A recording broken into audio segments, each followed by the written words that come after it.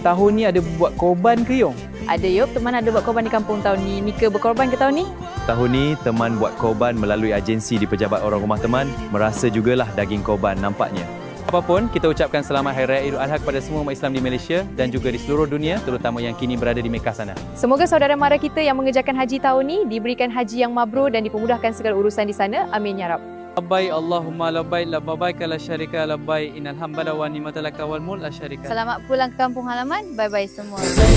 Allahumma labbaik labbaik la syarika laka labbaik innal hamda wa